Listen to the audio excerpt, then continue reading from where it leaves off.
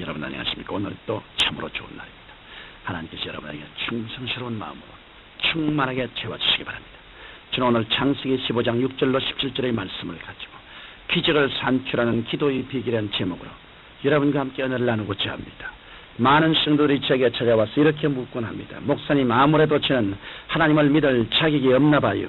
남들은 응답을 쉽게 받고 기적도 많이 체험하는데 저는 철회하고 금식에도 응답이 영 오지 않으니 이것이 어찌된 일인지 모르겠습니다. 도대체 어떻게 하면 저도 남들처럼 응답을 받고 기적을 체험할 수 있을까요?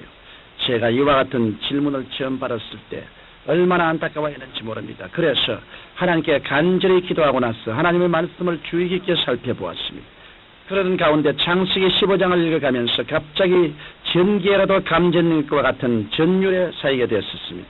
그 이유는 아브라함이 하나님께 번제를 드린 방법이 바로 기적을 산출하는 기도의 본보기로서 조금도 손색이 없었기 때문인 것입니다. 그러므로 저는 이 시간에 창세기 15장의 말씀을 통해서 저와 여러분들의 생활에 적용할 수 있는 기도의 비결을 말씀드리고자 합니다. 창세기 15장의 내용을 하나님께서 아브라함을 밤중에 불러내셔서 밤하늘에 반짝이는 뭇별을 보게 하신 후에 그의 자손이 하늘의 별과 같이 많게 될 것이라는 약속을 주신 데서부터 시작합니다. 하나님께서는 이러한 약속을 해주신 다음에 아브라함에게 제단을 쌓고 삼년생 암염소와 수양, 산비둘기, 집비둘기 새끼로 제사를 지내라고 명하셨습니다.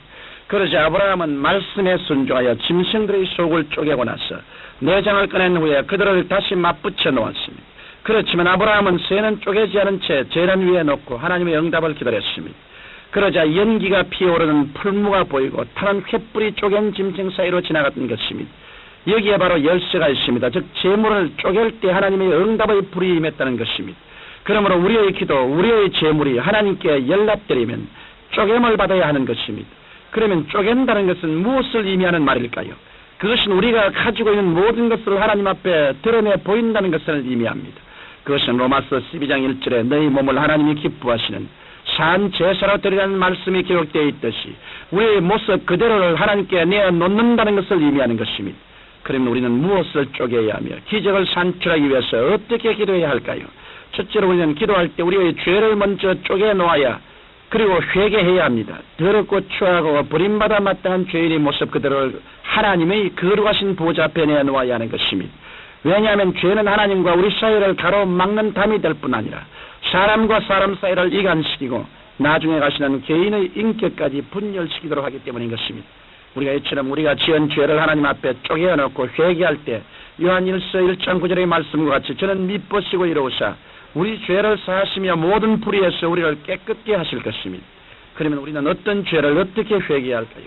회개할 때는 내가 아는 죄를 하나씩 들어가면서 구체적으로 쪼개어가는 것이 필요합니다.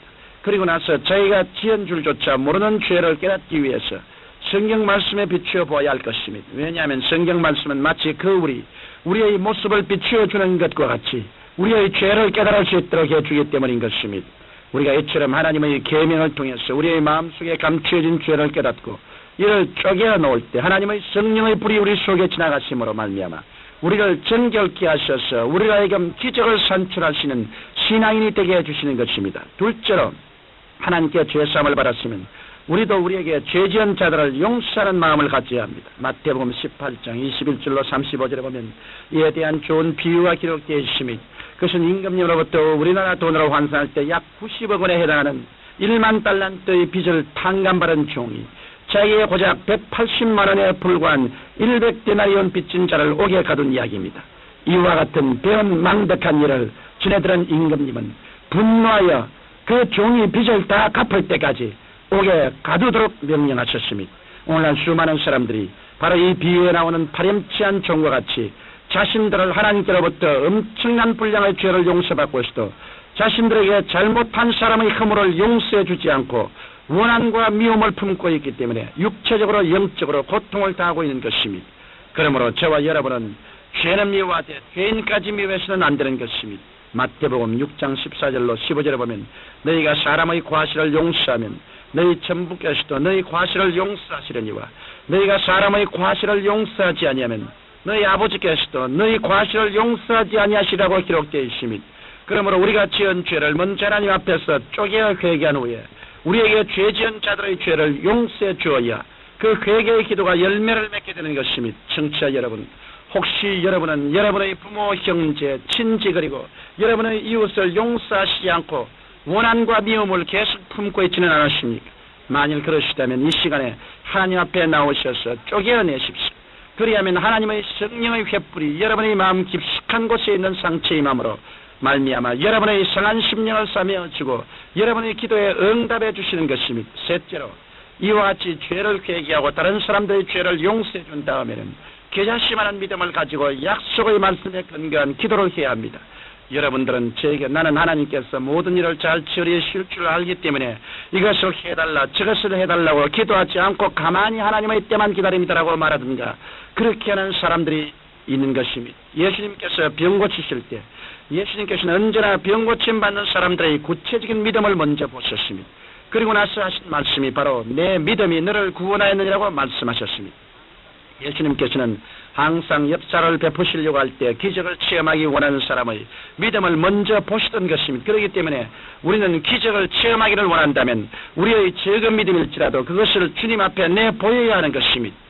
그리하면 마태복음 17장 20절에 너희가 만일 믿음이 한 겨자씨만큼만 있으면 이 산을 명하여 여기서 저기로 옮기라 해도 옮길 것이요 또 너희가 못할 것이 없으리라고 기록되어 있듯이 초자연적인 기적을 산출할 수 있게 되는 것입니다. 뿐만 아니라 우리가 기도할 때는 하나님의 약속의 말씀을 부여잡고 기도해야 합니다. 그것은 마치 우리가 옷을 걸려고 할 때 옷걸이가 벽에 있어야 하는 것과 같습니다. 우리가 하나님 아버지 성경 몇 장 몇 절에 이 말씀을 주시지 않았습니까? 이 약속의 말씀을 믿고 간구하오니 말씀대로 이루어 주옵소서라는 기도를 드릴 때 하나님의 응답의 손길이 함께 하시는 것입니다. 청취자 여러분, 여러분은 여러분의 생활과 환경 속에 시험과 환난이 다가왔을 때 어떻게 행동하셨습니까? 혹시 갈 길 못 찾고 방황하다가 절망에 빠지지는 않으셨습니까? 다시는 방황하지 말고 먼저 여러분이 지은 죄를 회개하시고 그 다음 이웃의 죄를 용서하시고 기하시만한 믿음을 가지시고 약속의 말씀 위에 굳게 서서 기도를 드리시기 바랍니다.